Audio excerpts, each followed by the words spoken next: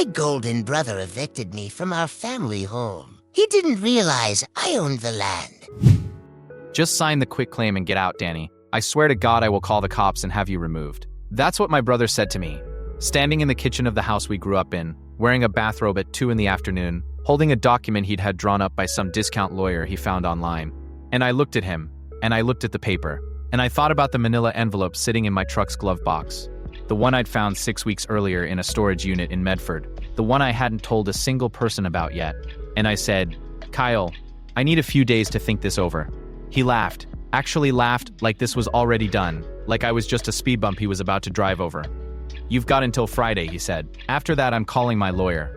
I nodded. I walked out. I sat in my truck in the driveway of the house I grew up in, on the 2.5 acres of land outside Grants Pass, Oregon. And I let myself smile just a little because Friday was 4 days away, and Kyle had absolutely no idea that the ground underneath his feet, underneath the house, underneath the shed, and the garden my mom had tended for 30 years legally belonged to me. But let me back up, because none of this makes sense without knowing who Kyle is and what kind of person you have to be to hand your own brother an eviction notice 3 months after burying your mother. Growing up, Kyle was the golden one.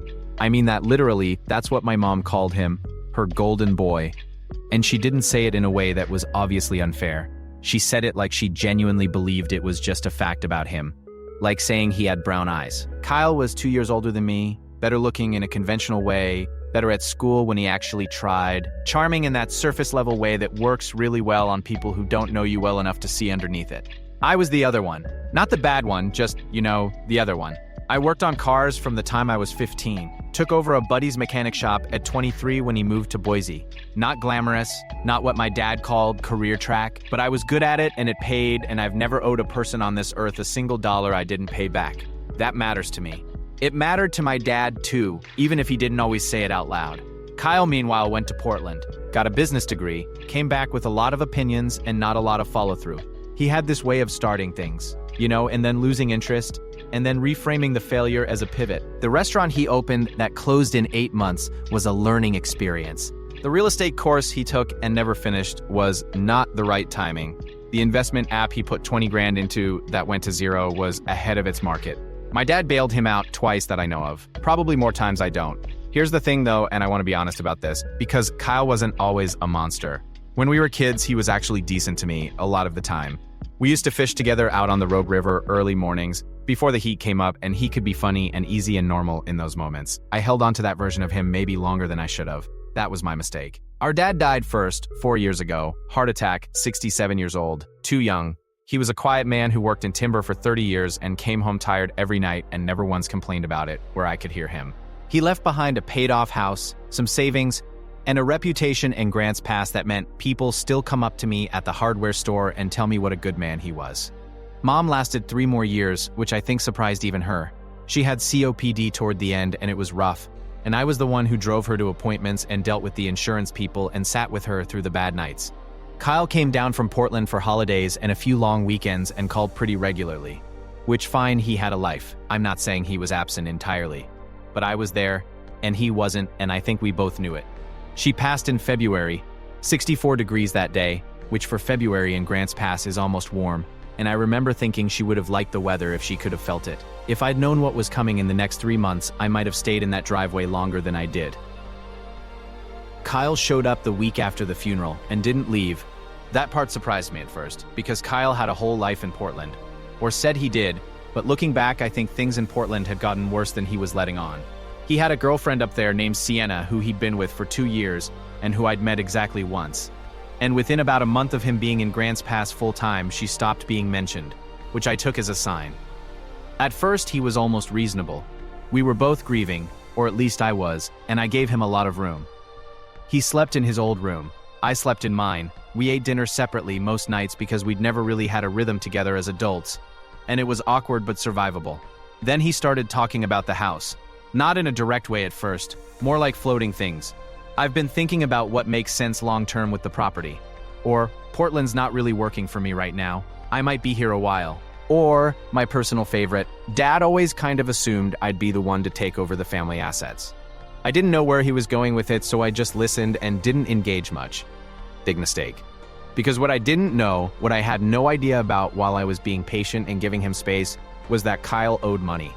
Not like, oh, I'm a little short this month. Money, I mean real money. Gambling money. There was a guy in Portland, I found this out later, a guy with connections Kyle had been losing to in private poker games for about 18 months. And by the time our mom passed, Kyle was somewhere north of 60 grand in the hole to people who were not interested in payment plans. He needed cash. He needed it fast. And he'd looked around at his options and decided that the house in Grants Pass, which he'd estimated could sell for somewhere around $350 on the current market, was his answer. The first time he said it out loud, he framed it as a family conversation. We were sitting at the kitchen table, and he had this printout from Zillow, and he slid it across to me like we were in a boardroom. The house could sell for $340, maybe $360, if we do some updates, he said. We split it. We both walk away with something real. I said I didn't want to sell. He said he understood, and the conversation ended, and I thought that was that. It was not that. 3 weeks later, he came to me with a different approach. He'd talked to a lawyer, he said, and based on how the estate was structured, with no formal will dividing the property, there was a legal pathway for him to force a sale. A partition action, he called it. And he said it like he'd practiced saying it.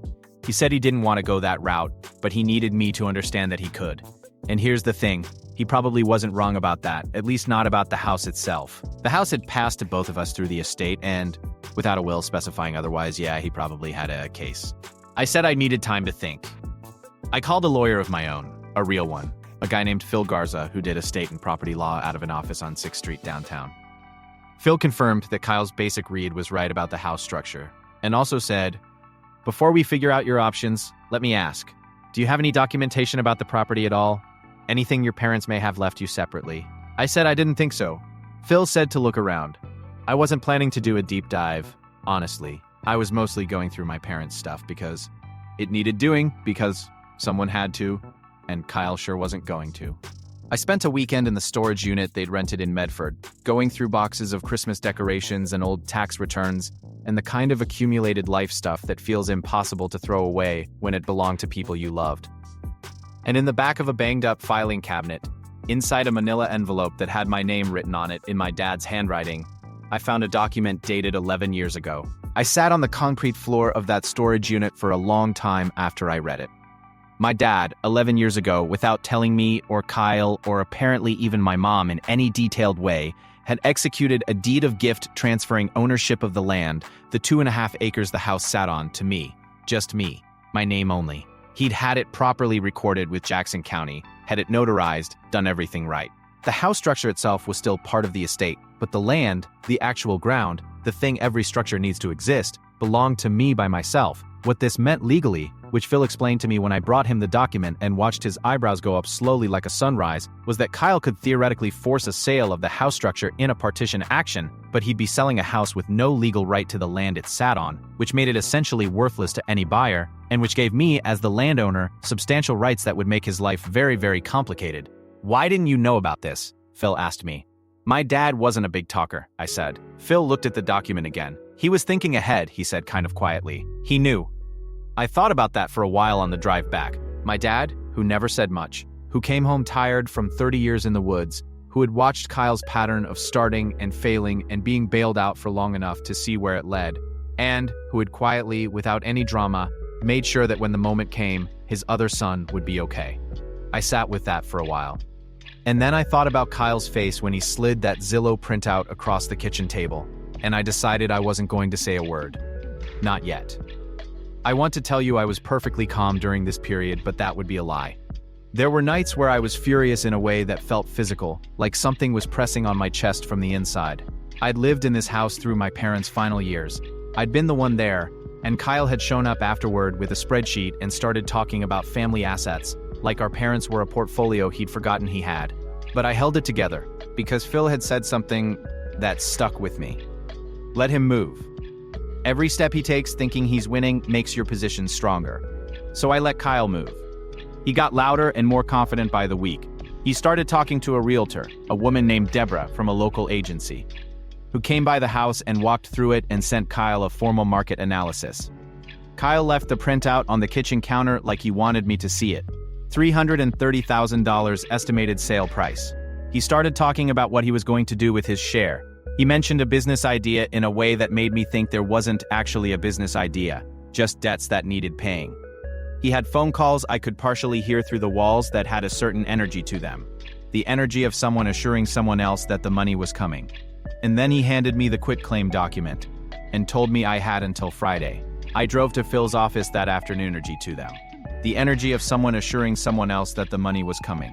Phil had spent the past few weeks preparing, and I want to explain what we'd done in plain language because the legal part isn't the point. The point is what it meant. We had filed the necessary paperwork with the county to formally assert my ownership of the land. We had sent a certified letter to Kyle's attorney of record, the discount online guy, laying out the situation. We had prepared a document that Phil called a ground lease demand, which was essentially a notice that any use of my land, including the house sitting on it, required my permission and going forward would require rent.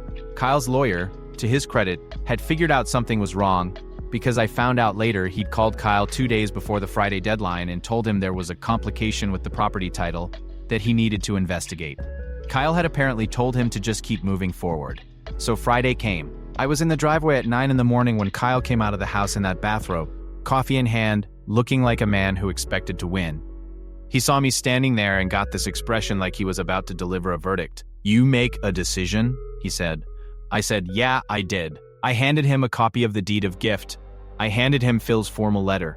And I said, "The house is complicated, Kyle. You might have a case on the house, but you're currently living on my land without a lease agreement, which means technically as of this morning, you're an unauthorized occupant of my property." He stared at the papers. I watched his face do things I'd never seen it do before. "This is fake," he said. "Jackson County recorded it 11 years ago." I said, "It's public record. You can look it up on your phone right now." He looked at his phone. He looked at me. He looked at the papers again. "Dad wouldn't..." He started. "Dad did," I said, "and I think you know why." Here's what happened in the weeks after that, condensed because the legal stuff is boring and the emotional part is what matters. Kyle's lawyer looked at the deed and told him his partition action was essentially worthless without land rights. A buyer purchasing just the structure with no claim to the land underneath it had no viable property, no lender would finance it, no sensible person would buy it. Kyle's path to a forced sale had turned into a dead end.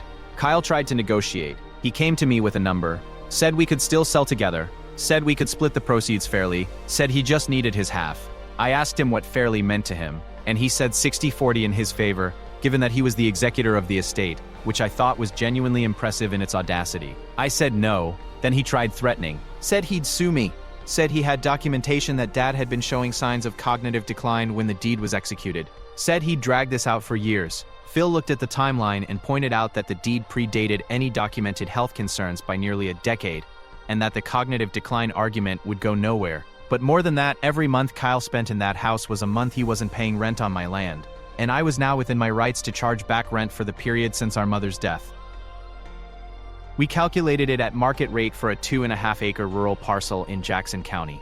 It wasn't a massive number, but it wasn't nothing either. And more importantly, it meant Kyle was accumulating a legal debt to me the longer he stayed. He left in April, packed up his car, a Lexus that I later found out had 3 months of missed payments on it, and drove back to Portland to deal with whatever he had to deal with there. He didn't say goodbye. He sent me a text that said, "I hope you're happy," and I thought about responding and then decided not to. The house is mine now. Not legally in a total sense, it's still technically part of the estate and there's ongoing paperwork, but practically speaking, Kyle has no viable claim and no appetite to pursue one given everything else going on in his life. I did some work on the place over the summer, fixed the roof over the back porch that had been leaking for 2 years, built out the shed a little, planted some of the same flowers my mom used to grow along the south fence. The yellow ones, I don't know what they're called. She always knew, and I never asked her. And that's the thing I think about more than any of the rest of this. My dad left me something without telling me he was doing it. He watched his sons and he made a quiet decision and he filed a document at the county office and he never said a word. I don't know if he expected it to matter in exactly the way it did. But I think he knew Kyle. I think he'd known Kyle for a long time. There's a spot on the property, up the little rise on the north end, where you can see the tree line and on a clear day a piece of the valley. My dad used to sit up there sometimes in the evening. I've been going up there lately after work, just to sit for a few minutes before it gets dark. It's my land. It's been my land for 11 years without me knowing it. Feels like the kind of thing my dad would have found funny, actually. In his quiet way. Kyle texts occasionally. Nothing important. I answer when I feel like it. The Lexus got repossessed in June, I heard through someone who knows someone. I don't know what else is happening with him up there, and I've made my peace with not knowing. He's my brother. But some things you do can't be undone. And handing your own brother an eviction notice 3 months after you buried your mother is one of them. I'm still at the shop on 6th. Still driving the same truck, still the other son, just the other son who owns the land. If you love this video, watch next one. My sister tried to rob her own husband.